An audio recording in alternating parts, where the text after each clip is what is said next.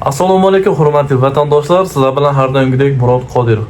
O'rtoqlar, sizlarga ajoyib yangiligim bor. 2, 17 va 20 fevral kunlariga imtihonga joylarimiz bor. O'rtoqlar, biz pravo olib berishni boshladik. Avvalan berib turgandik, prosta joylar kamroq bo'lib turgandi. O'shaning uchun o'rtoqlar, xush xabarni yetkazmoqchiman. Kimki pravo olmoqchi bo'lsa, pastda nomerimni qoldiraman. Bizlardan yaqindan pravo olgan odamlarni hozir videosini qo'yib o'tib o'taman. Iltimos oxirigacha o'tkazmasdan ko'rishlaringizni tavsiya qilaman va ushbu videoni pravo olmoqchi bo'lib yurgan tanishlaringizga borib qo'yinglar. Xudo xolasa Pskov shahridan va Filikilokidan xudo xolasa pravo olib berishlarini xudo xolasa boshladik o'rtoqlar. Assalomu alaykum.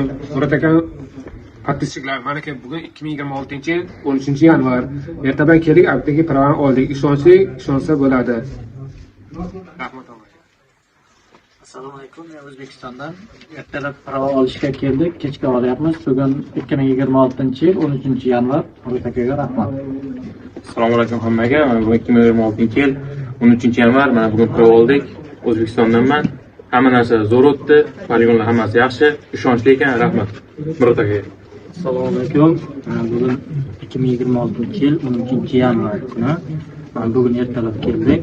Mana abitdan keyin o'zi kechgacha, mana soat 5 gacha pravoni oldik. 4 kategoriya oldik. Rahmat, ishonchli ekan. Assalomu alaykum. Mana bu 2026-yil yanvar 13-yanvar kuni ertaman keldik. Ekzamen oson bo'ldi. Nimalar pravolarni oldik.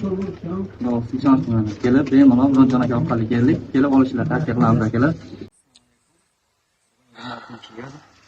13-yanvar Murat aka orqali sababli pravoni oldik. Kategoriya ishonarli tavsiya beraman. Ertalab keldik, adetdan keyin mana pravoni ushlab rahmat tavsiya beraman.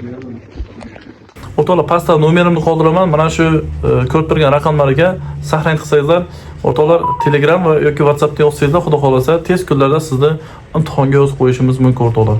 Iltimos, mana shu videoni pravo olmoqchi bo'lgan tanishlaringizga yuborib qo'ying.